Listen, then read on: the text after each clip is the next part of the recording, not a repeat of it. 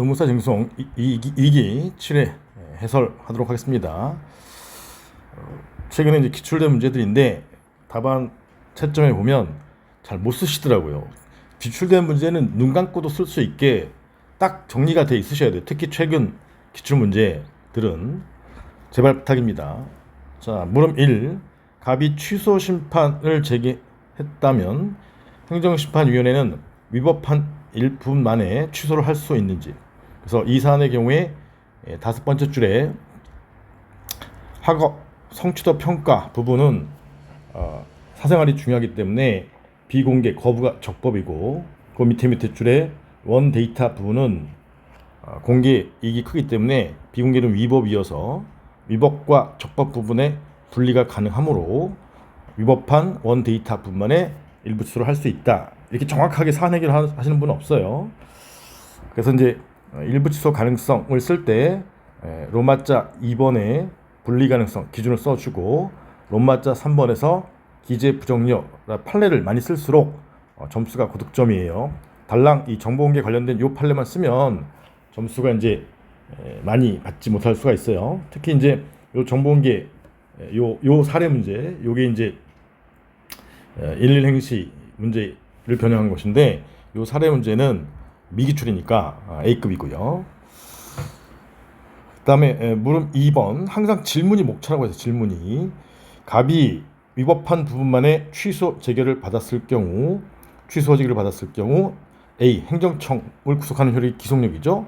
근데 이제 처음에 처분이 거부 처분이니까 A가 부담하는 의무는 49조 2항상의 재처분입니다. 그래서 로마자 2번의 목차는 49조 2항상의 재처분 의무, 그걸 이제 써 나갈 때 간단히 쓰는 게 아니라 기존에 논란이 있었는데 국법에서는 이제 2항이 이행직에 대해서만 재처분 의무를 인정하고 있어서 이런 취소 재결에 대해서 재처분 의무를 인정할지 논란이 있었는데 부정설이 긍정설이 있으나 부정설이 뭐 타당하고, 그렇지만 개정안에서 입법되었다. 요 과정을 써주는 게 고득점 포인트예요. 달랑 49조 2항 이것만 쓰는 것보다. 그 다음에 이 재처분 두 번째 줄에 재처분 의무를 이행하지 않는 경우에 정보공개법이라고 했지만 특별법이고, 여기는 이제 구제수단이 없으니까 일반법인 행정심판법이죠. 그래서 행정심판법상의 구제수단, 이게 목차예요. 그래서 이행하지 않는 경우에 구제수단 이렇게 쓰시면 되는 거죠. 구제수단, 재처분 의무 비행의 경우에 구제수단. 그래서 1번 50조 1항 단서, 즉 직접 처분은 단서 성질상 A가 정보를 보유하고 있기 때문에 불가능하고, 그래서 1번은 이렇게 간단히만 써주고, 근데 이걸 주구장창 쓰고 있어. 물음은 이제 2번이죠. 2번 새로 들어온 50조의 2의 간접강제를 상수라는 것이다. 여기 이제 1구 노무의 기출문제 해설할 때도 말씀을 드렸는데 왜 그렇게들 쓰는지 정말 이해가 안 가요. 그러니까 기출문제가 너무너무 중요한데 기출문제 답안 작성법을 모르고 있단 말이야. 그냥 쟁점만 파악하면 뭐하냐고. 이미 기출된 문제에서 힌트를 얻어야 될 거 아니야. 정신 차려. 그래서 내용에서 다시 한번 체크해드리면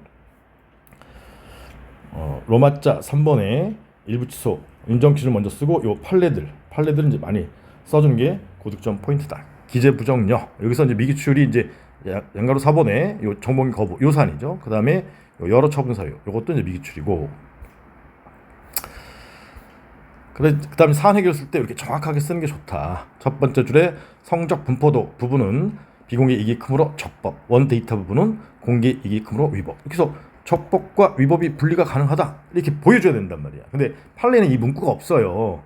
분리할 수 있다 이런 것만 나와 있지. 정확히 나는 알고 있다 라는 걸 보여주면 점수가 아무래도 높겠죠.